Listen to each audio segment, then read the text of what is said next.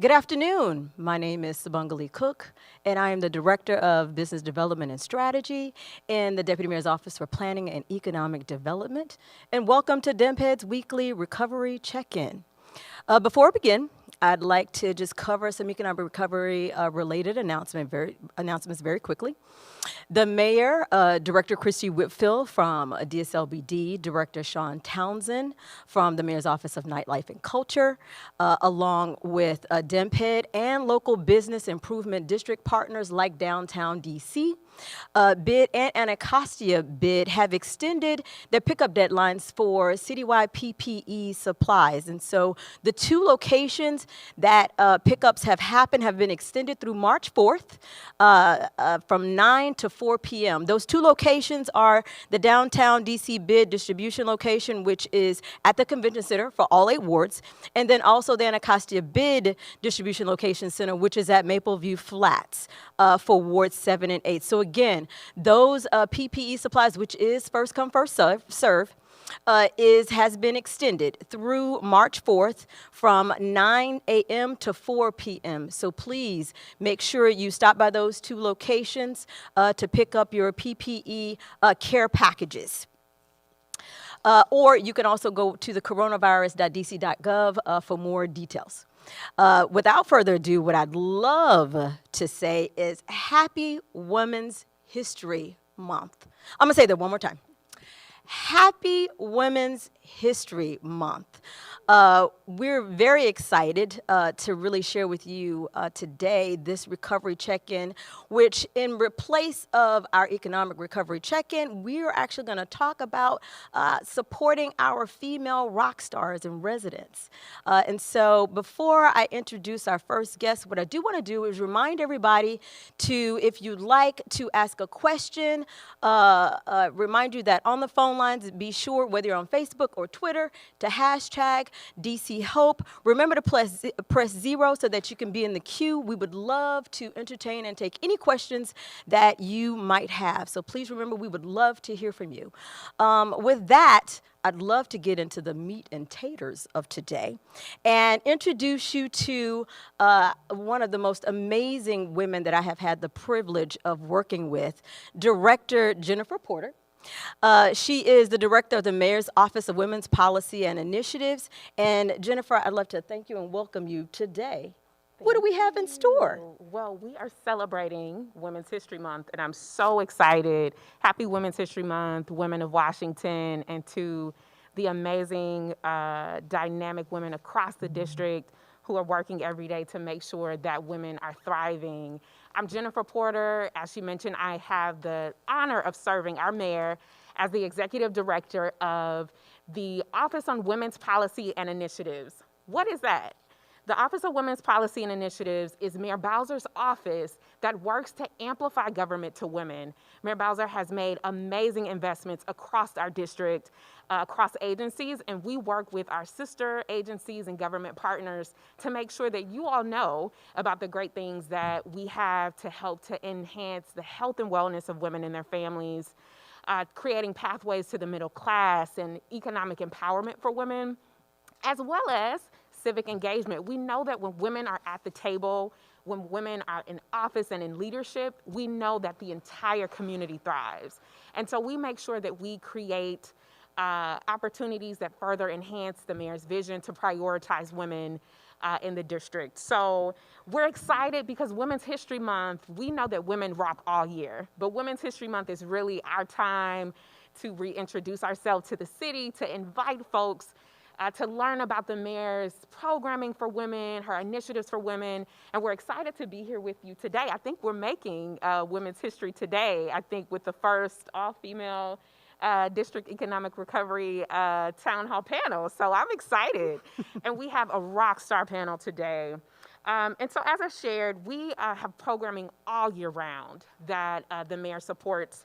And I'll give just a few examples of things that we're doing for this month, for Women's History Month, we affectionately call it.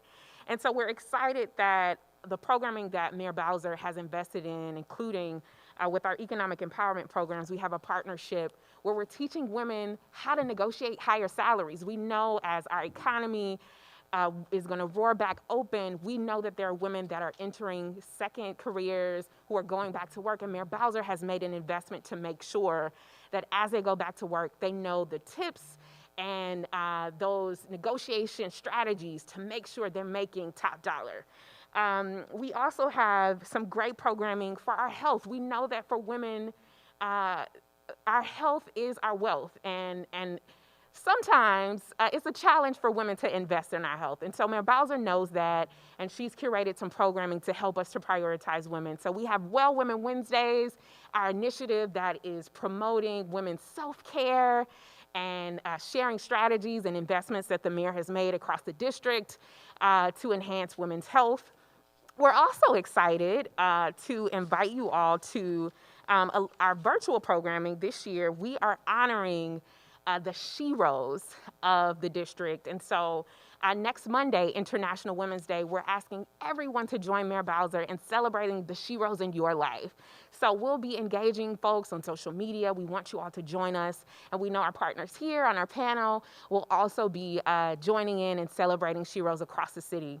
So you can actually join us, follow us on social media, at DC MOPI, that's at DC Mayor's Office on Women's Policy and Initiatives, for more information, for links to the events, and to find out ways that you can connect with Mayor Bowser and the amazing women across our city who are doing great things to continue to help women thrive. So with that, welcome to Women's History Month, and welcome to Mayor Bowser's Women's Economic Recovery Check-In. All right. I'm excited that our special guests for this panel are sheroes in their own right, and we're so excited to have them join us. And Mayor Bowser has really been strategic in how we are highlighting and investing in women in leadership. And so I'm excited today that we have, as our special guest for today's check-in, Donna Cooper. Donna is the regional president of Pepco. She is a mentor. She is a friend and just a fantastic leader who we are so excited that's here today to share with us. So Donna, please take it away. Thank you very much, Jennifer. I am honored to be here on today. I wanted to recognize Sabangale, but before I get started, I really wanted to indicate that I wanted to recognize a true shero who is our leader for the District of Columbia, Mayor Muriel Bowser. I would be remiss if I did not acknowledge her on today. I'm going to take off my mask because I'm having challenges in speaking, but wanting to get started. One of the first things I wanted to share with you, when we look at our backgrounds and we look at the bio of individuals, it's usually so very structured in reference to who we are. But I wanted to share a little bit about my personal background with everyone. And that's a part of my journey. I'm originally from South Carolina. And when I reflect on South Carolina, I am from one of the area, it's Williamsburg County, Kingstree, South Carolina, that was always designated as one of the most economically challenged counties in the country. But one of the things that I want to highlight about that particular piece is the fact that regardless of socioeconomic type differences, through perseverance, dedication, as well as focus, integrity, values, strength of communities, you can achieve anything. And one of the most significant impacts in my life was realistically the upbringing and the experiences that I've had through my family, my parents. And because it's Women's History Month, I wanted to reflect on my mother as well as my grandmother, both who are deceased. And I'll share a story because from my perspective, we have an awesome responsibility. Those that came before us went through a whole lot for us to be at the table. And when I think about my grandmother, and that's on my mother's side of the family, I wanted to share a story. My mother lost her father when she was only around 8 years of age. And he was a brick mason. He was a builder, and he was electrocuted one day in a boiler room. So my grandmother had three children. My mother had 2 sisters. And when they came to her to share what had occurred, of course, that was very traumatic. But coupled with that, My grandfather owned property in Kingstree, South Carolina. And they came to her almost a day or two later and told her that he had sold the property to someone for a paltry amount of funds. Needless to say, again, dealing with the issues of race, property, the property was taken from her. But through perseverance, through focus as well as attention, she reared these three young ladies who became extremely successful in terms of values and culture, and they were responsible for one, myself. And that's a story I share because as women, we face many different challenges within our lives. But I want to focus on someone else who was my father's mother. And this is on the business side. My grandmother on my father's side was a business partner with my grandfather. And they started a business in 1929. And why I say 1929, that was the heart of the Depression. Again, focus, determination, as well as attention. And they started that particular business in partnership. It was dry cleaning. We were not wealthy, but what it did, it gave my family a voice because they were independent. They were not working for anyone. And in that particular vein, I was exposed to business.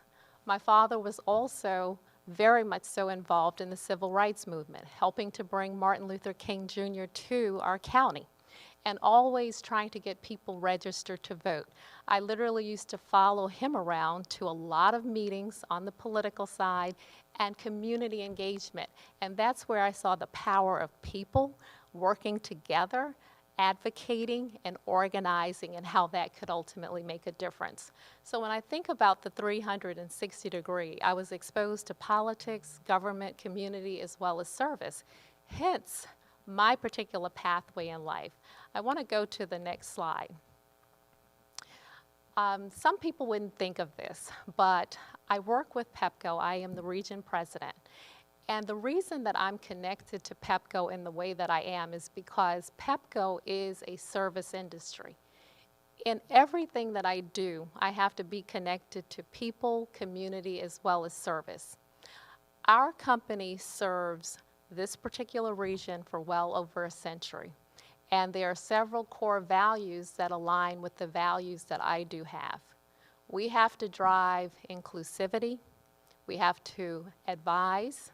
We have to support communities. We have to go beyond our traditional core business values. We have to do those things that are outside of that comfort zone sometimes.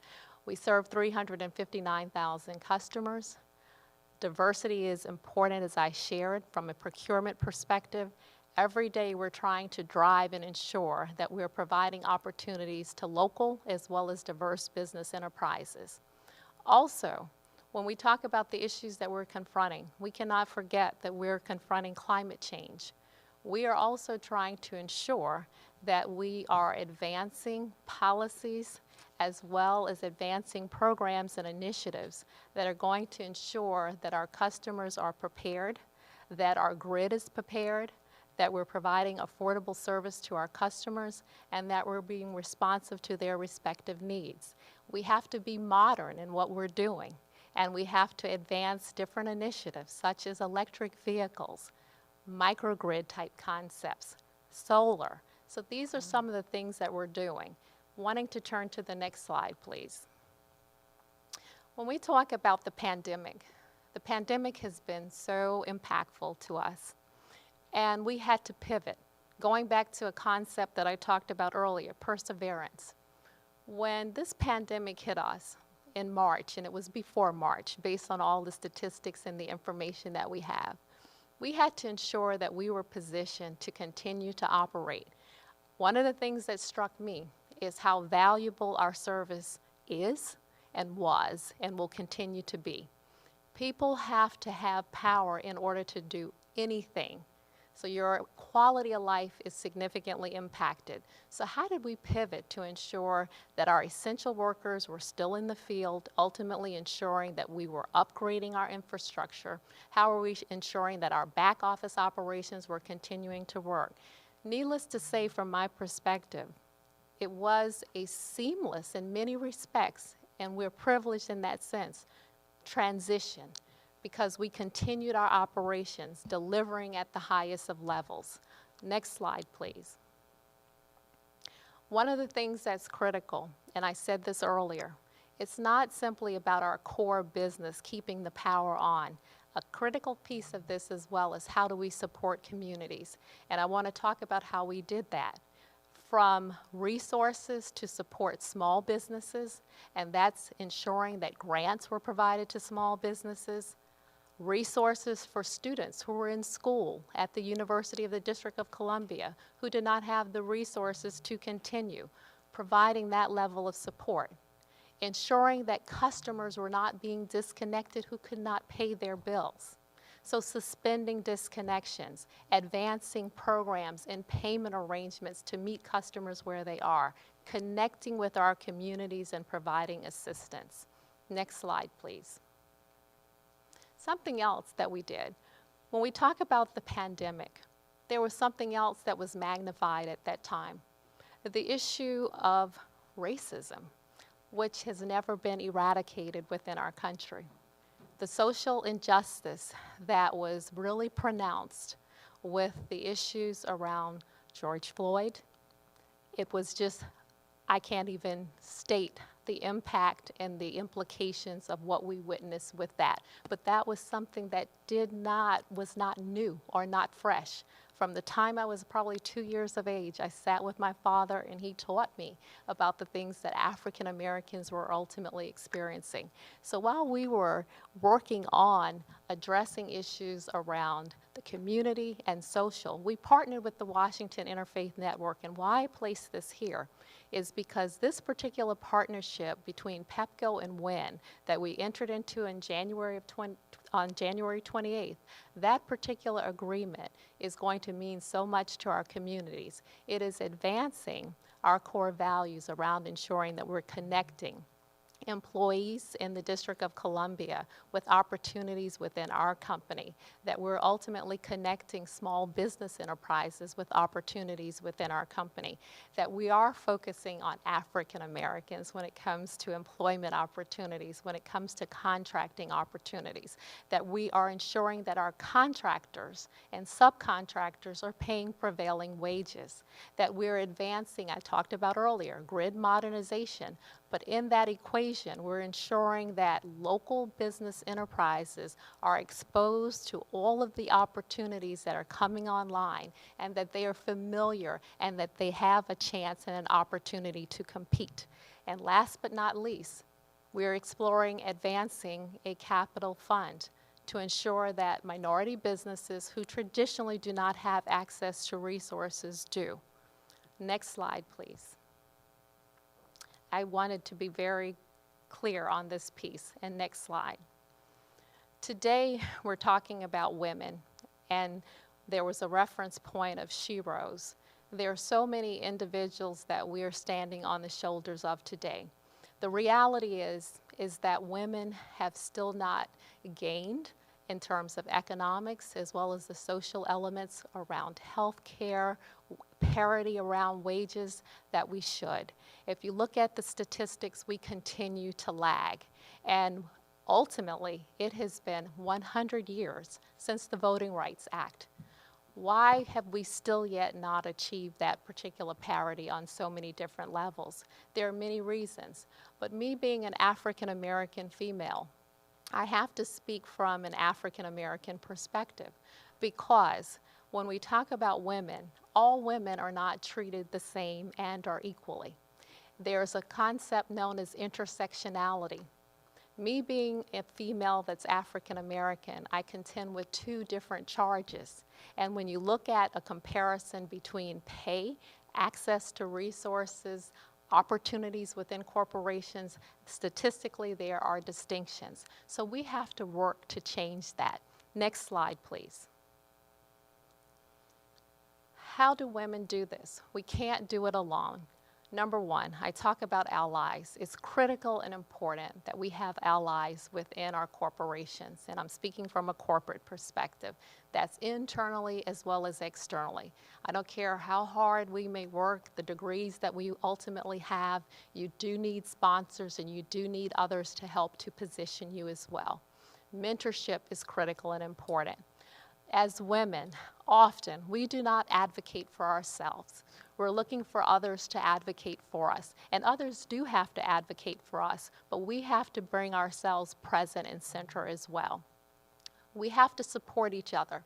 Unfortunately, I often witness where we do not partner and we do not support each other always. We have to get beyond that, and it's key that we learn to do that. We have to take risk. It's often said that women don't take as many risks as men. There are multiple reasons that contribute to that, but we have to think about how we do get beyond that as well. Always being flexible and open to change. And I know some people will always say, how can I be flexible and open to change when I have so many different limitations? But we have to ultimately think through this. We have to be open. When I think about myself in the utility industry, I would have never said 12 years ago, and I've been in the industry for 12 years, that I would be in the utility industry. I took a chance and I took an opportunity, and here I am today. People said, Donna, why are you going to Pepco? You're going in as a senior public affairs manager. You are regressing as it relates to your position. And I knew that I would go into that particular role, but I knew that there were opportunities for growth, and I did grow by being determined, by ultimately delivering in the areas that I had to deliver on. Last, I want to say we have to be very intentional as well as deliberate. Things do not happen for us in terms of gender, in terms of race by chance. There are systemic elements that have to be broken down. It takes policy, it takes community, it takes government, it takes businesses. Being a part of a corporation, we have an awesome responsibility. We recently established a racial equity task force. That task force has to be sustainable. We have to break down barriers internally within our company as well as externally. And more importantly, we can't do it alone. We view ourselves as being critical to change, and we are having the resources that are necessary to help drive that change, and we're committed to doing so. So on today, celebrating Women's History Month, knowing that it's not just the month, but 365 days a year. We're going to have to continue to work aggressively to ensure that we have the equity and the parity that all women truly deserve. And as a company, we're committed to being a partner to achieve that. Thank you. At this time, I would like to turn it over to Heidi.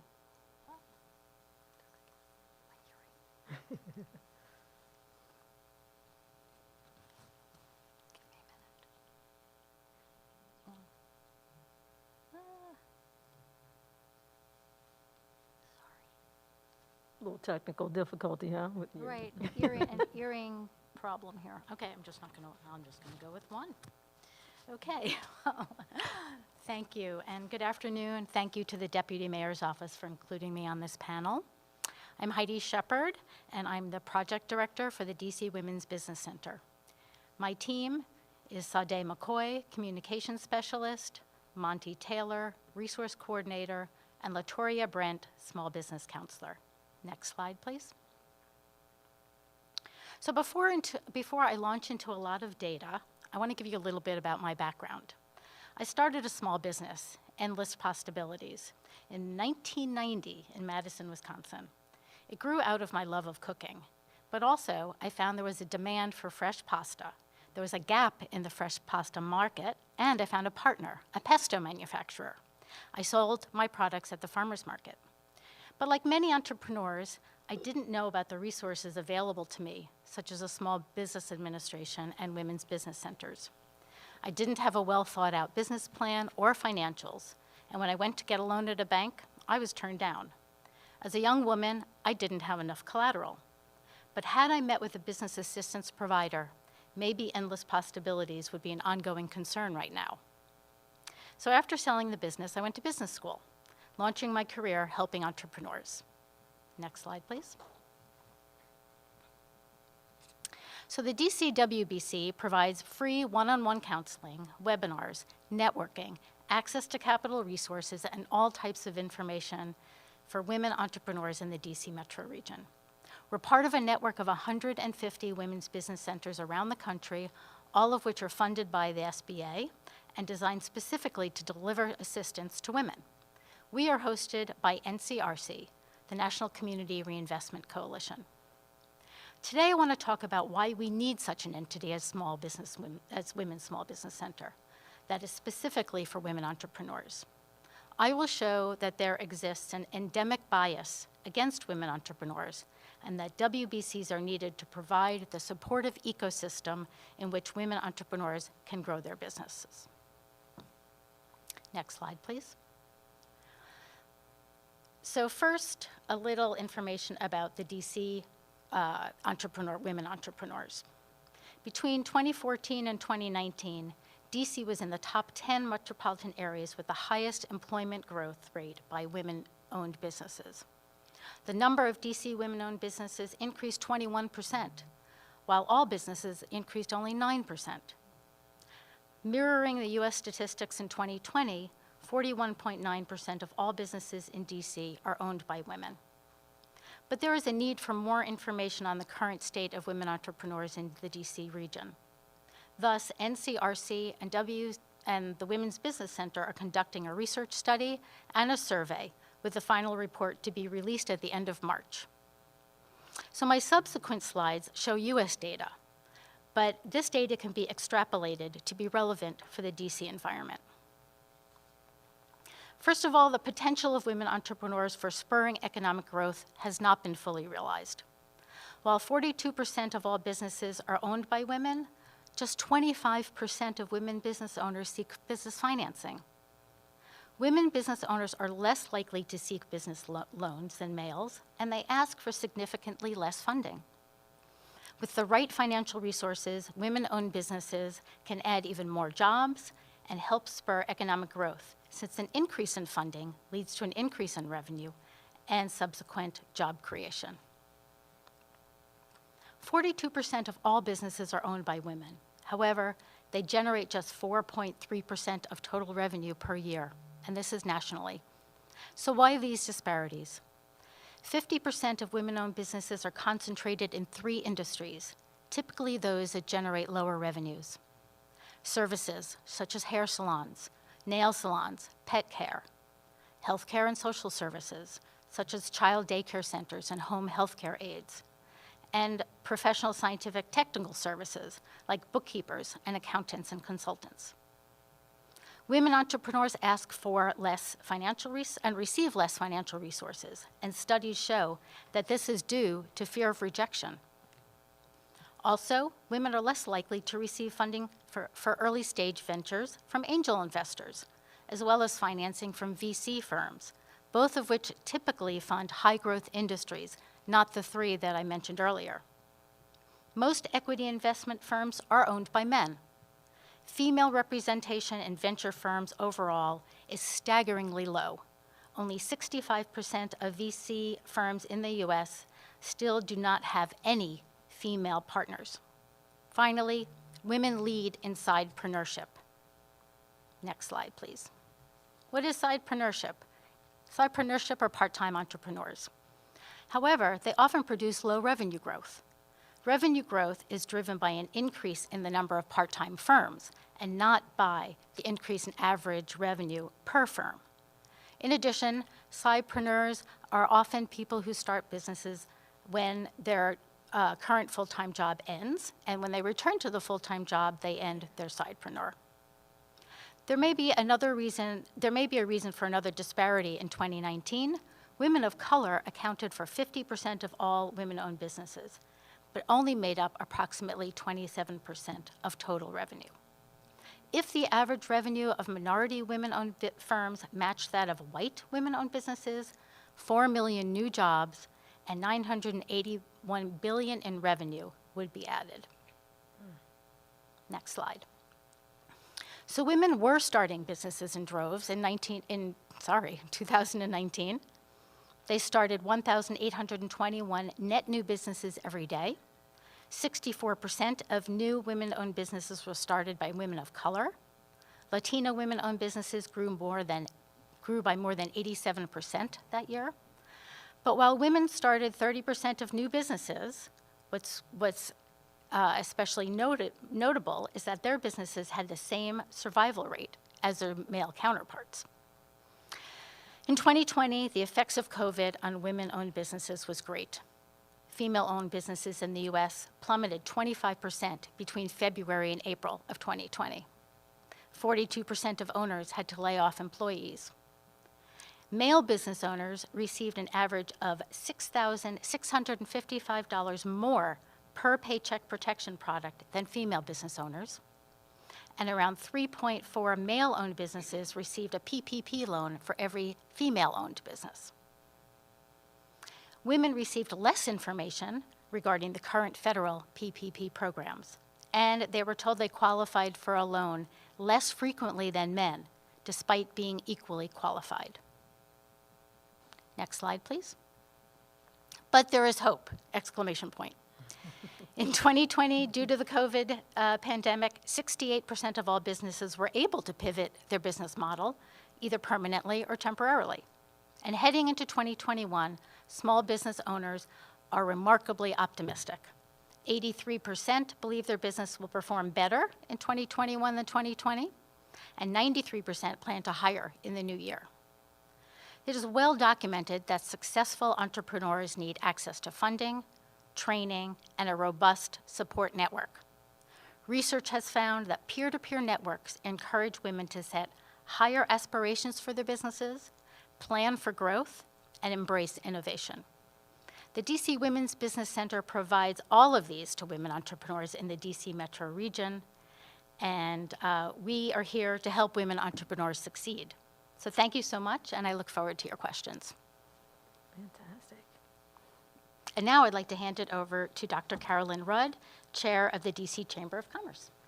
Good afternoon, and I am indeed honored to be a part of this panel this afternoon, and I want to thank the mayor and the deputy mayor, the director of the Office of Women's Policy and Initiative, and Ms. Cook for your invitation. I was told that we could relax and just be organic and have a conversation, so I plan to do that. You'll probably find out some things about Carolyn Rudd that you did not know today. So who is Carolyn Rudd? I am the oldest of 4 children. My father was a Baptist minister, and as you know, I'm a PK. That's a preacher's kid. Sometimes that's not always a good description, but I think it's a pretty good description. I was not the average preacher's kid. I graduated valedictorian of my high school class in the suburbs of Richmond, Virginia, at the end of segregation and the beginning of integration. What you probably did not know about me is that I was the best trombonist player in the county. Nice. A trombone player. No one ever knew that I could play the trombone. So after I graduated from high school, I attended Virginia State University in Petersburg, Virginia, where I received a bachelor's degree and a master's degree. And I'm so excited because Virginia State, as a historically black college and university, prepared me for what was coming next. I entered the College of William & Mary at the age of 25. William & Mary is the second oldest institution in the country, and I knew that I was prepared to compete. I entered at age 25 to pursue a doctoral degree. I was the youngest in the class and most of the time the only female, but that did not deter me, and I was able to obtain that degree at the age of 28. I moved to Washington, D.C. in the early 80s. Didn't particularly care for the city initially, but I learned to love the city, and I began serving the city in many capacities. As I built my company, I served on many community boards, including the Family Matters of Greater Washington, the Religious Coalition for Reproductive Choice, and Leadership Greater Washington. Currently, I chair the DC Chamber of Commerce Board, and I also sit on the Board of Trustees for the University of the District of Columbia, our public institution. And Donna, I want to thank you and Pepco for your contributions in helping our students during these times of the pandemic. Next slide, please. So I'm here in 2 capacities today. I'm here as president of CRP Incorporated, which is a company that I started in 1988. I'm the founder, CEO, and president of CRP Incorporated. It's a minority woman-owned company. We're certified here in the District of Columbia as a certified business enterprise, and we provide technological solutions to our clients. Our areas of services include research, data and statistical analysis, program evaluation, logistics and meeting planning. That is face-to-face, and of course we had to pivot, and now we're doing a lot of virtual meetings. The pandemic has brought a lot of success to CRP. We went from a staff of 20 core staff members, 20 employees, to over 100 employees since the pandemic. How did we do that? We were given an opportunity to provide staffing for several call centers here in the district. A major company in the Washington metropolitan area was looking for a certified business enterprise. And here again, through relationships that you develop doing service, my company was recognized to be the company to work with this company to provide customer service representatives. So CRP did a pivot. We were able to establish some high-level recruiting practices, also interviewing practices and onboarding practices, and we must have combed about 400 resumes, and we interviewed over 100 individuals, and now we're up to 125 individuals that we have hired within the District of Columbia. These are young people who are residents of the district, and we're happy about that. CRP was selected as the 2017 Small Business of the Year by the DC Chamber, and in 2018, we were listed among the top 100 minority businesses in the DMV. Next slide, please. So, we're talking about Women's History Month. So, leading from a woman's perspective, when I wake up in the morning, there are drivers, there are things that I think of.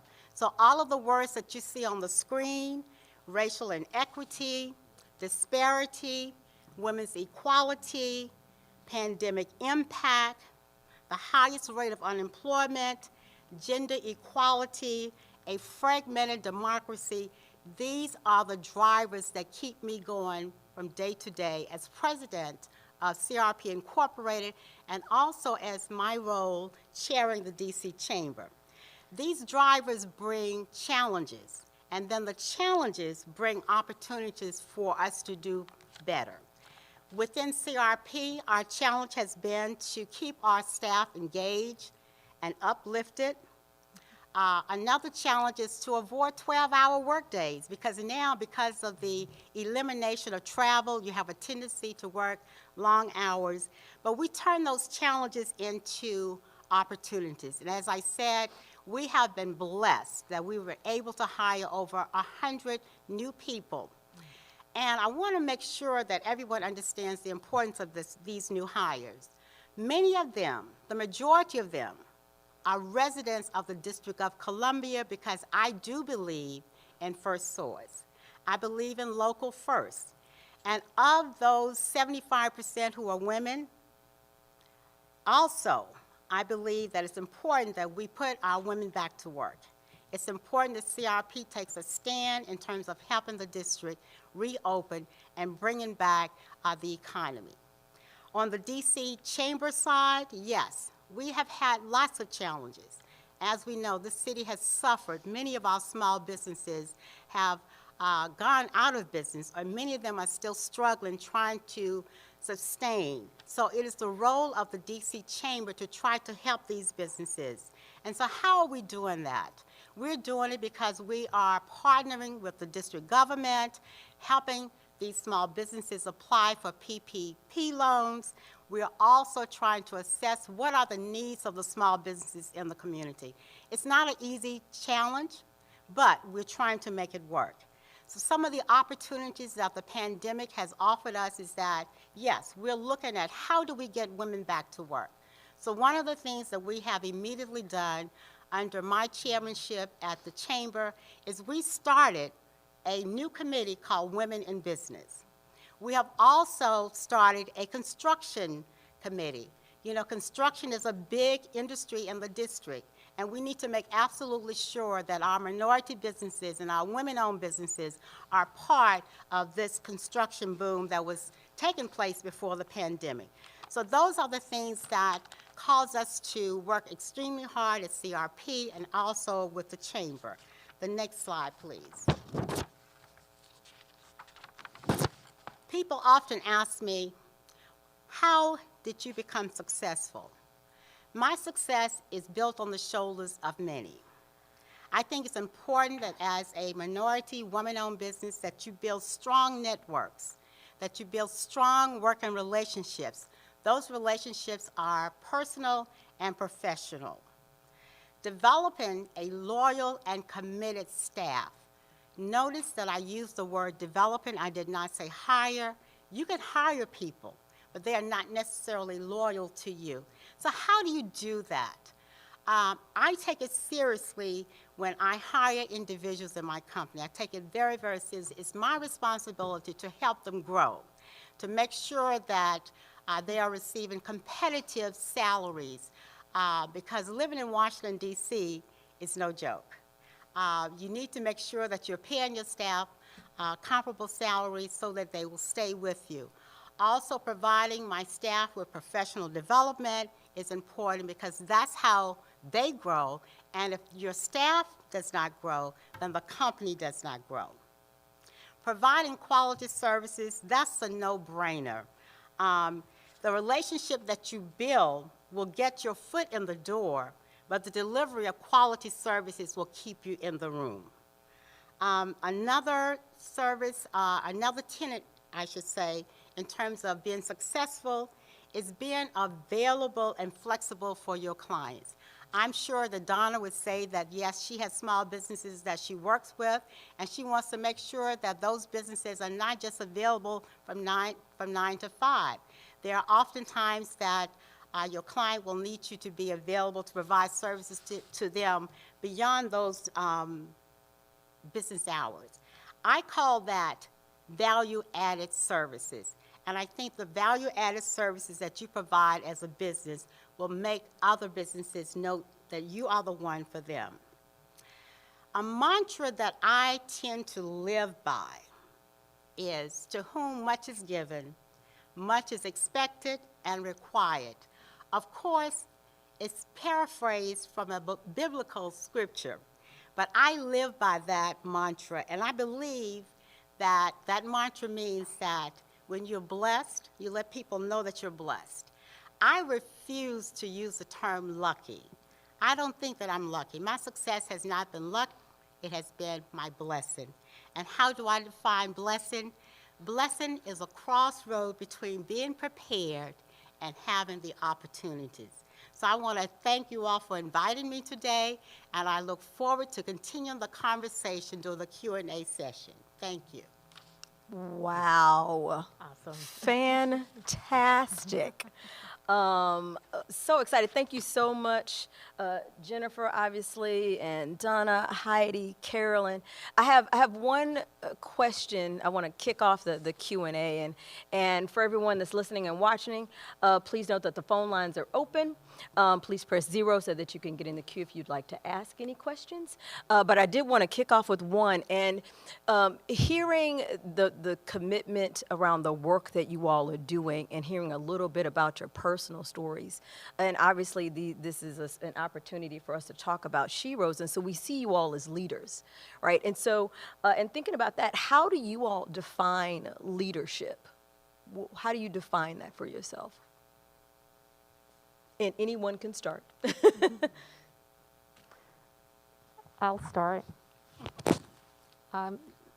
So for me, when I think of the term leader, I really think of the concept of inclusivity, because you have to be inclusive. There was something that I heard the doctor say a few minutes ago, which is that you have to really grow and you have to develop individuals. You have to also be a visionary.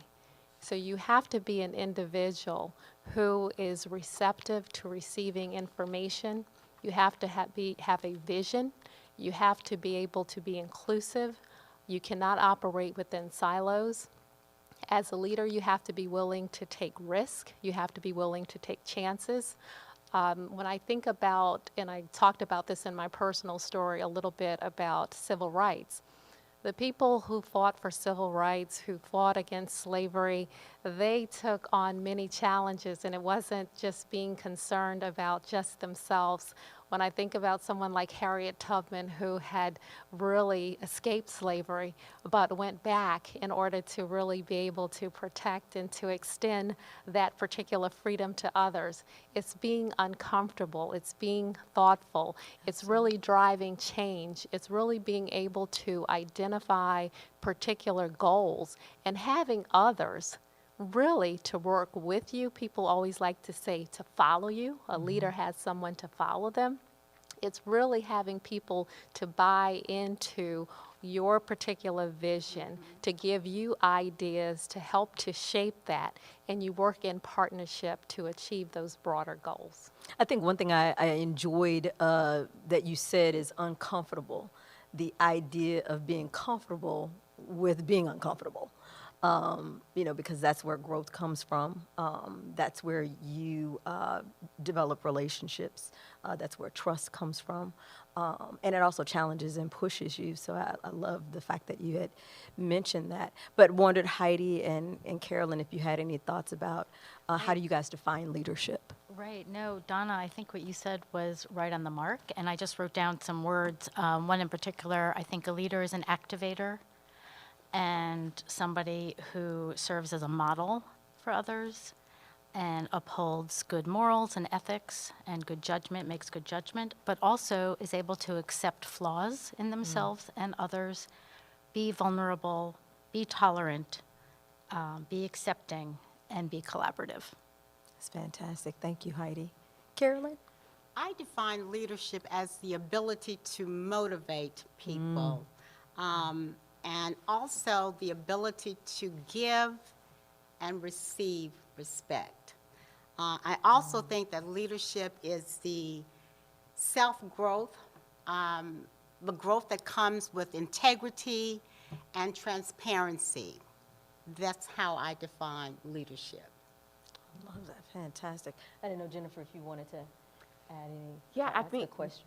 when I think about leadership, and especially thinking about Women's History and just kind of the celebration that we're having this month, there's so many women across our city and across our country that just found themselves in leadership. They found themselves at the nexus of an issue, and they became the solution, and they became leaders and galvanizing folks to support it. And so I love that when Dr. Rudd was talking about her business, we've all been talking about the pivot and how we needed to pivot, and just finding ourselves at moments like that where we're able to rise. And so I really think that leadership is really rising to the occasion, but echoing so much of what our leaders and our guests shared as well. Yeah, it brings me to, Heidi, you had mentioned some really fascinating stats around how women are not necessarily applying in droves to resources. And, wondering obviously what's triggering that. Are there resources through your organization that women can tap into? I know that you're working probably a lot with Department of Small and Local Business and other partners as well, but I'm assuming that there are opportunities for training, development, that kind of thing, and wondering, how do we combat that and, try to create opportunities for more women to apply to these opportunities? Right. So thank you. So number one, anybody who's interested, any woman or man for that matter, can come to the DC Women's Business Center website, sign up for free counseling. We have one-on-one counseling sessions where we will help women access funding resources. We also have a resource guide that's an ongoing and ever-changing guide that we continue to update on our website. We have information on funding resources, helping women to apply for loans, whether it's a PPP loan or some other loan, helping women write grants, because there are grants for women entrepreneurs coming out there, and crowdfunding. Crowdfunding has been shown to be remarkably successful for women, much more so for women than men. And we have a crowdfunding toolkit that will be coming out relatively soon. And we have a blog on crowdfunding, and we can direct women entrepreneurs to those resources as well. We have webinars that are upcoming on all sorts of topics that are relevant and important to women small business owners. And I welcome anybody to come to our website and find out the events and register right there. Thank you so much, Heidi. I had another question when I was listening to your presentation. You had mentioned that when it does come to women applying for access to capital, they're typically asking for significantly less than our male counterparts. Why do you think that is? I think it's women don't feel as confident. Women don't feel like they deserve to ask for the most. The same thing as in salary discussions, right? Women typically don't realize their own worth, and they don't ask for it, whereas men probably overextend it. But I think it has a lot to do with a deep-seated emotional belief in that we're not worth as much. I know, Donna, when you were talking, you talked a lot about the work with Pepco, and it's clear that not only your personal vision and passions align with Pepco's, and so you were talking a little bit about workforce and some of the things that you all were doing in hiring people of color, African Americans in particular.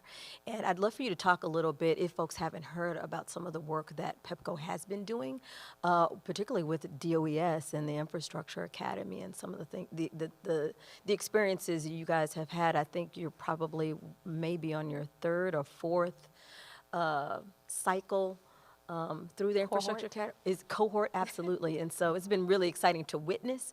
And if folks haven't heard, I'd love for you to share a little bit about some of that work that Pepco's been doing. So I would like to just share a little bit about the Infrastructure Academy. First of all, going back to our leader in the District of Columbia, Mayor Bowser, who started the DC Infrastructure Academy, and Pepco is one of the partners of the Infrastructure Academy. When I talk about our corporation again, we have major infrastructure projects. We're investing literally billions of dollars in the system. And the question is, who is benefiting from those particular opportunities? The Infrastructure Academy has been designed to create a pipeline for individuals that are local in the city to be connected with not jobs. I like to use the term careers. And so we're connecting people locally through a training program, through the Infrastructure Academy. We literally are on the ground at the Infrastructure Academy, meaning individuals who work for Pepco with the training, assisting with the classroom elements, because in our industry, there is a test that students have to take for infrastructure. And for whatever reason, and we can kind of surmise what some of those challenges are, students were not passing those tests. And that led to a barrier for those individuals to come into our industry. So how do we knock down barriers? You create opportunities with the training programs to provide that particular access. So right now we do have a new cohort. It's probably the third cohort that's just starting and kicking off. We started off under the Infrastructure Academy with having around 50 students on an annual basis. We have committed now annually in 2021 to 100 to 120 students on an annual basis. And let me tell you what the separation is. When we talk about training programs, it's not about training people for opportunities. Every individual that comes through that particular training program is getting a career opportunity. They're being hired. That's either through Pepco or our contract partners.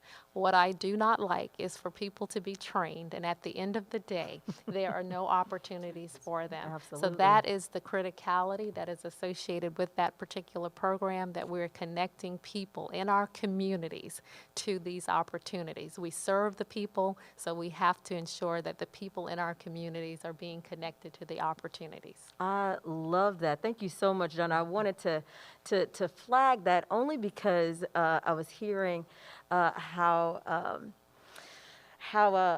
Carolyn had talked about her commitment in hiring district residents and developing individuals, and when you hire and taking it very seriously. And so I wanted to flag that. I knew that Pepco was also doing something very similar when they think about workforce. And so another question that I had is, and I'm sorry, I'm going to take this off for a second because I can't breathe completely. But as we think about what's been happening in the pandemic, from a personal and professional perspective, how has this changed your outlook in the last 11 months, whether personally or professionally? How do you view your work, your life?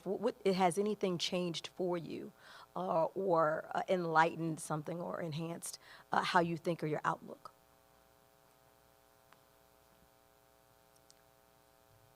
Well, for me, professionally, I've been pleased with what has happened. I'm not pleased, of course, because we have the pandemic, but I'm pleased that CRP has had the opportunity to hire people.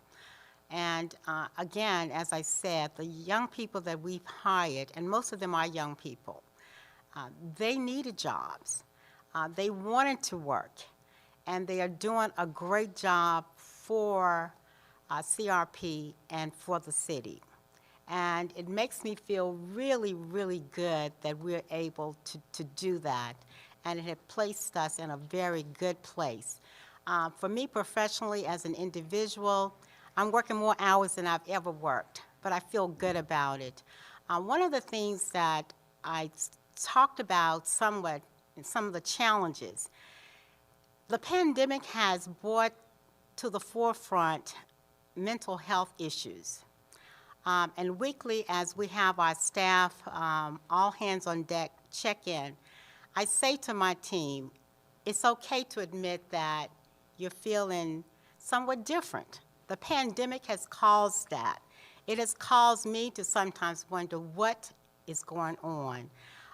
But to know that there's help and that we can speak about it, we can talk about it, I think it's important that we share resources and how do you move forward when you get into a slump. But also I think it's important that we help each other. You know, this is a great city, and we have really struggled. As I was coming down today, I said, oh, things are beginning to change just somewhat, because about 2 or 3 months ago, it looked like a ghost town. But now we're seeing movement, and hopefully, over the course of the next month or two, we'll see more movement. So I'm positive, I'm optimistic, and I think we need to just press on and try to be as positive as we possibly can, and take the negativity, if you will, of the pandemic and try to turn it into something positive. Because I know with the Chamber, we have a lot of work to do to help our businesses get back in business, to reopen, to reimagine, and to pivot. So I'm optimistic that things will get better. Absolutely. Thank you so much. Heidi? Yeah, I just wanted to add, one of the things the pandemic brought to light for me is my privilege as somebody who is able to work from home. Excuse me, I didn't have to face numerous people in a grocery store line, but I could work from home in the safety of my home, where I didn't have to wear a mask 24/7, and felt much safer. And so I really appreciated that and recognized that. But I also recognize how exhausting it is. And I could definitely get Zoom burnout by the end of the day, usually. And I'm working harder, but also, and finally, I feel like it's a time to be more humane to each other and more humane to ourselves, and be forgiving of mistakes we might make or blunders we might make or our staff may make, exactly because of the mental health challenges this is brought to bear for everybody. No, thank you so much, Heidi. That's really helpful. For me, when I reflect on it, I think about how vulnerable we can all be, realistically. Who would have thought that we would have ever experienced a pandemic? And there was a term that has been used around privilege, because when I think about it personally as well as professionally, because we're an essential business, we're continuing to operate. So many businesses have closed. So the question is, as we're reflecting, what can we do to build a more resilient society?